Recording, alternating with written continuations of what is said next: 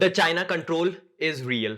Chinese President Xi Jinping, aka the guy who hates being called Winnie the Pooh, is trying to corrupt and influence every organization on the earth. I know and you know that Xi and the members of the Chinese Communist Party hate democracies. That is why he is a dictator in China.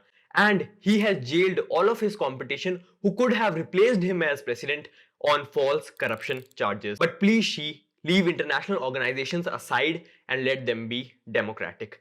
China is trying to capture the UN or unnecessary narrative, World Bank, WHO or World's Haunted Organization. And yes, the top management of WHO is haunted by him every single night. And WHO is fine, UN is fine, World Bank is fine, but the tipping point was when even John Cena apologized to China. Give me a break. And he teaches kids about loyalty and respect. According to a new report by the UK Foreign Affairs Committee titled "In the Room, the UK's Role in Multilateral Democracy," it shows how China is trying to seize control of top multilateral organizations so that it could weaponize and use them for its own advantage. And the report discovered multiple cases where China was actively using aggressive measures such as direct economic force to pressure states to support their viewpoint or candidates. And the Parliament of England is not talking without any evidence. A case in point here is the election of the 9th Director General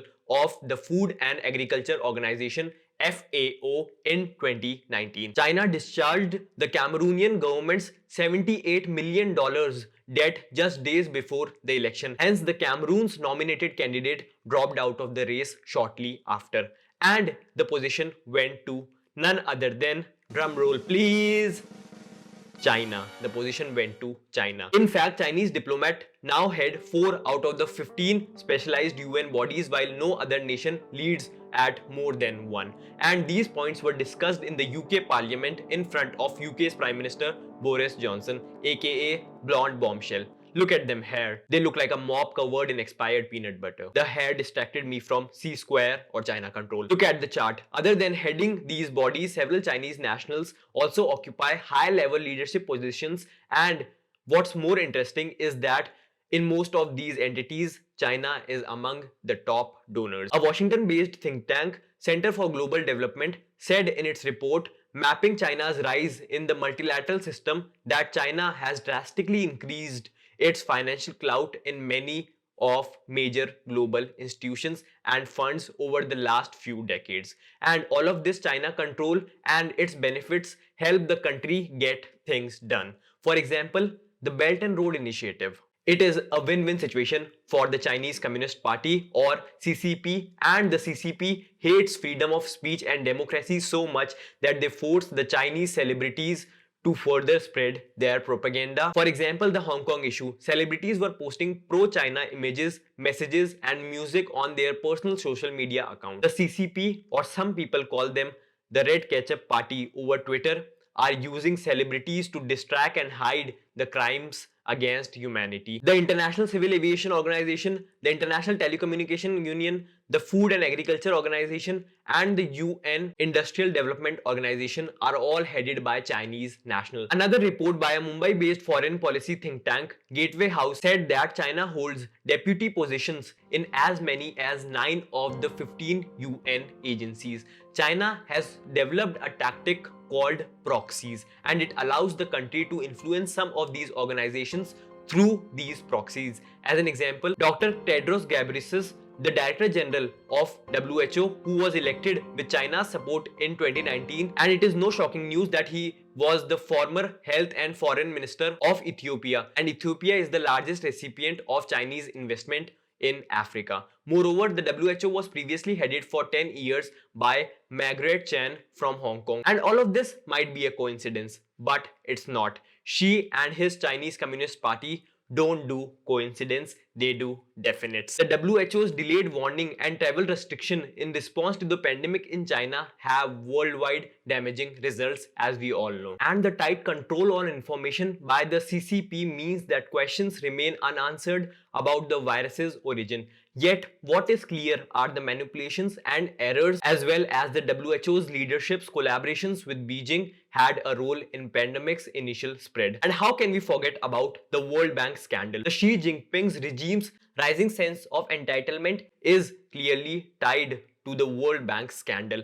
An independent report commissioned by the World Bank has revealed that its leadership, including a former senior official, apparently manipulated the independent report to satisfy the Chinese Communist Party, worried about their ranking in the ease of doing business. And don't get it wrong, China is also making a lot of money by acquiring contracts from these organizations. Chinese firms have received $7.4 billion in contracts from multilateral development banks in 2019. This is more than any other country, accounting for 14% of the total contracts issued. According to the UK study, China also utilized bullying as a part of its aggressive diplomacy to obtain influence at all of these organizations. And beside aggressive diplomacy, China is also pushing hard to gain strategic leverage in several of these organizations through money power.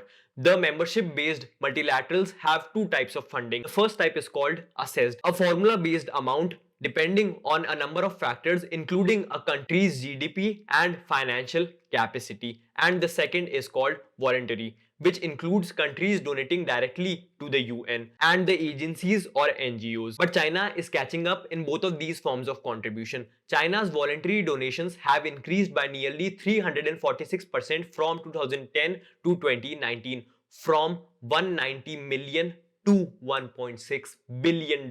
That too in voluntary or intentional donation, and this figure is bigger than the GDP of some countries. The voluntary donation enable the UN to carry out their specific programs, while the UN's core budget only covers administrative and everyday expenses. For example, China's $7.5 million contribution to the United Nations Development Program has the potential to affect how development programs are implemented.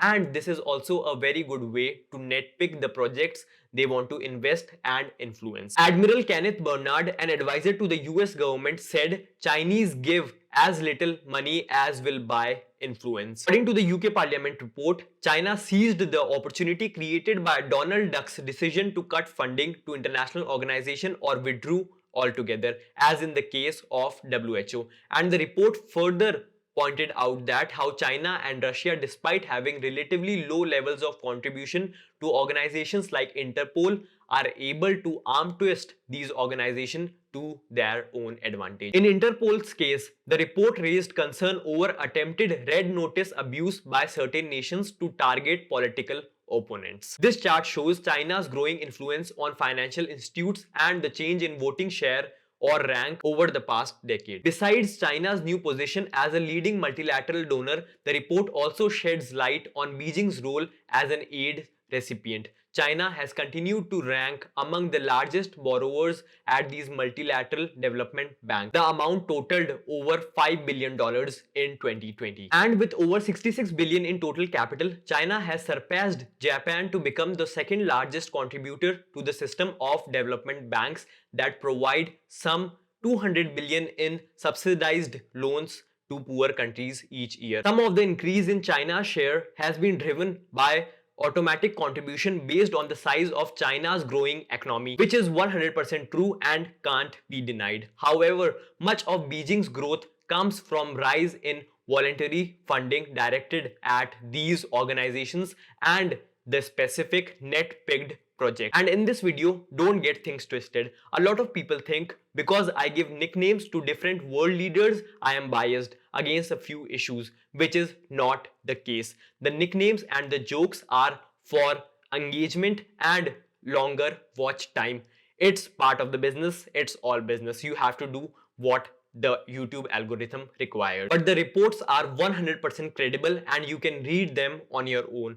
The core topic of this video was not to villainize any country, because another study by Gateway House said that organizations like IMF remain firmly in the grip of Western powers like the US and EU. But the core issue of this video was that how China is gaining control over these multilateral institutes very fast and is even using them to play dirty politics.